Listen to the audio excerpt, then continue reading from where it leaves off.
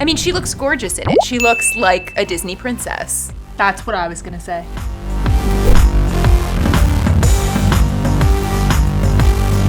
Hey everyone, and welcome back to Royal Roundtable. I'm Alana, the editor of Page 6 Style, and I am royally obsessed with everything this family wears.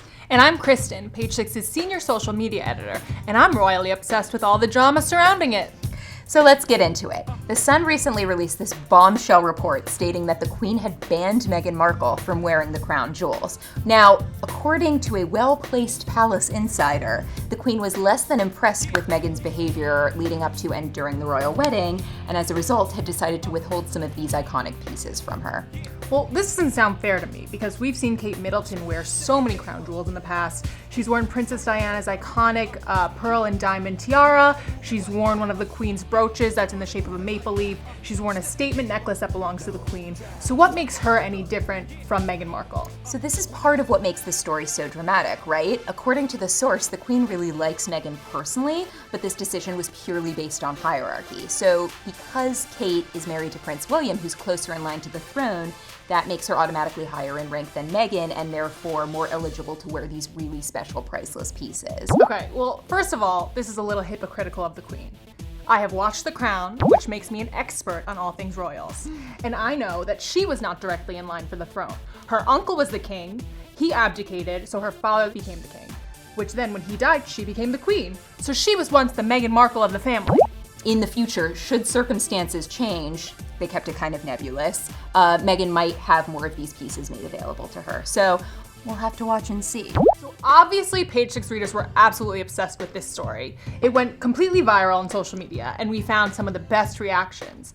One person said that the Queen has got to go, with an amazing gif of Meghan that just really drives the point home. While someone else said, you can't go into the royal family and immediately start at least wait a couple of years before you stir the pot.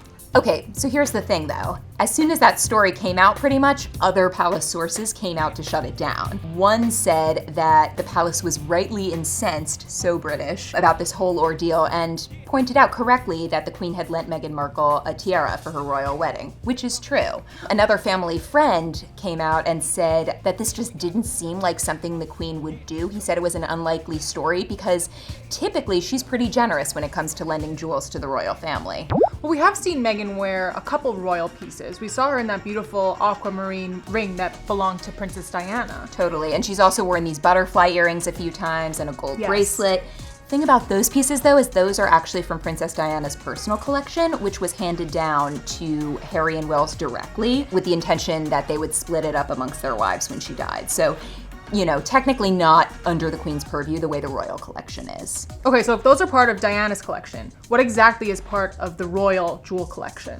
So basically that refers to, a lot of really fancy tiaras, statement necklaces, earrings, a lot of really precious stones. I mean, they're priceless pieces. And because of that, they're typically reserved for super formal occasions like state banquets, state dinners.